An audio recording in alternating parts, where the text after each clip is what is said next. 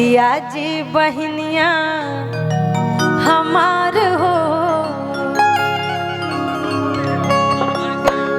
राम लगी है पहुनावा।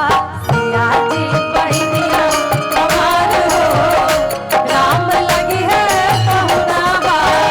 लगी है पहुनावा, लगी है पहुनावा, लगी है पहुनावा, लगी है पहुनावा। सिया जी बहनिया हमार हो, राम लगी है पहुनावा। सिया जी बहनिया हमार हो, राम लगी है पहुनावा।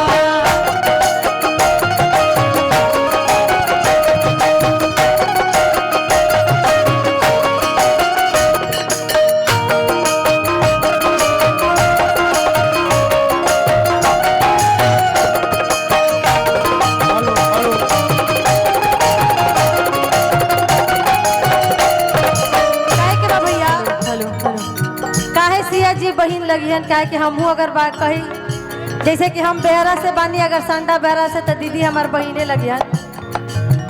मिथिला के नाता से सिया जी बहनिया,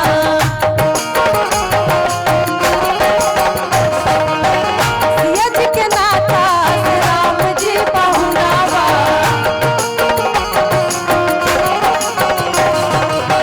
मिथिला के नाता से सिया जी बहनिया, सिया जी के नाता से राम जी पहुनावा।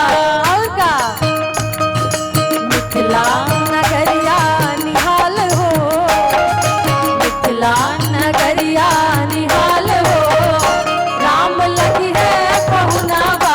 सिया जी बहनिया हमार हो, राम लगी है पहुनावा।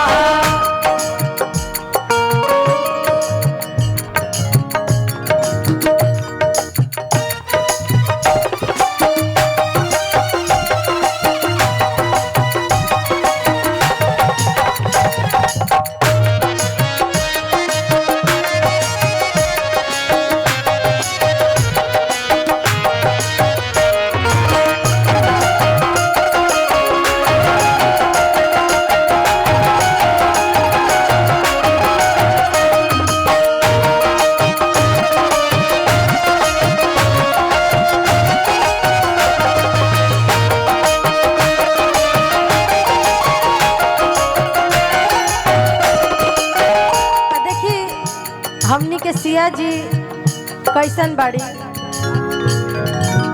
सरसों के फूल ऐसन सिया जी बहनिया।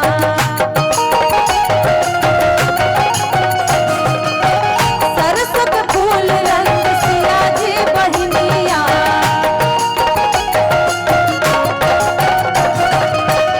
सरसों के फूल रंग वैसन हमार बहिन बड़ी। आ राम जी कैसन बड़े, तीस के राम जैसन बाड़े मोर पहुनावा।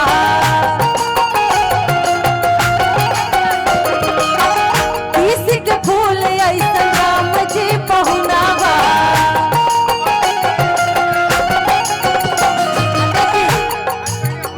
दोनों जन अलग अलग फूल के कलर लेखा बालो, दोनों के जोड़ी कमाल हो, दोनों के जोड़ी कमाल हो, राम लगी है पहुनावा।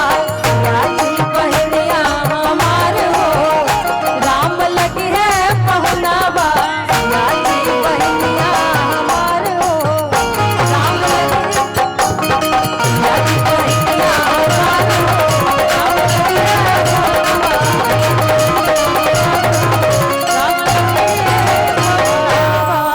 बहुत सुंदर। हाँ।